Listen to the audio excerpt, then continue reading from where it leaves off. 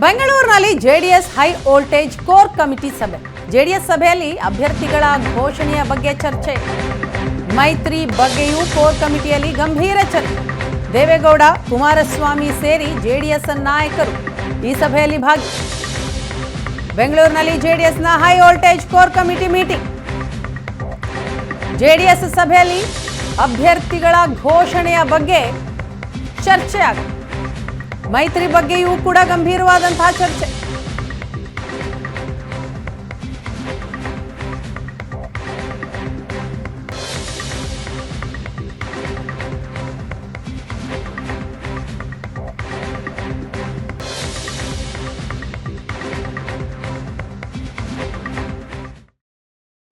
ಇವತ್ತು ಕರೆದಿರ್ತಕ್ಕಂಥ core committee ಸಭೆ ರಾಜ್ಯದಲ್ಲಿ ಲೋಕಸಭಾ ಚುನಾವಣೆ ಡಿಕ್ಲೇರ್ ಆಗಿದೆ, ದಿನಾಂಕ ನಿಗದಿಯಾಗಿದೆ. ಏಪ್ರಿಲ್ 26, ಮೇ 7 ದಿನಾಂಕ ನಿಗದಿಯಾಗಿದೆ.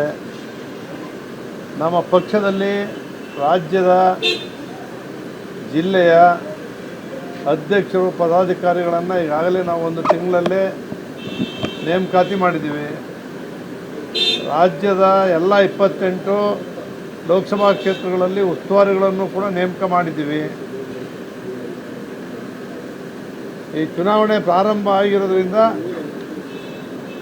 ಯಾವ ರೀತಿ ನಡೀತಾ ಇದೆ, ನಮ್ಮ ಪದಾಧಿಕಾರಿಗಳು ಯಾವ ರೀತಿ ಕೆಲಸ ಮಾಡ್ತಾ ಇದ್ದಾರೆ, ಇದ್ರ ಬಗ್ಗೆ ಒಂದು ಚರ್ಚೆ ಮಾಡ್ತಕ್ಕಂಥ ಸಭೆಯನ್ನು ಇವತ್ತು ಕರೆದಿದ್ದೇವೆ. ನಾವು ಆವತ್ತಿಂದನೂ ಹೇಳಿದ್ದೀವಿ, ನಮಗೆ 3 ಕ್ಷೇತ್ರ ಅಥವಾ 4 ಕ್ಷೇತ್ರ ಅಷ್ಟೇ ಕೇಳಿರ್ತಕ್ಕಂಥದ್ದು.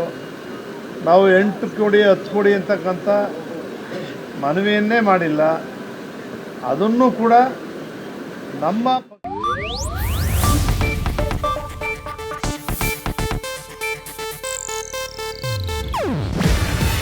ಇದು ಏಷ್ಯಾನೆಟ್ ನ್ಯೂಸ್ ನೆಟ್ವರ್ಕ್ ಪ್ರಸ್ತುತಿ.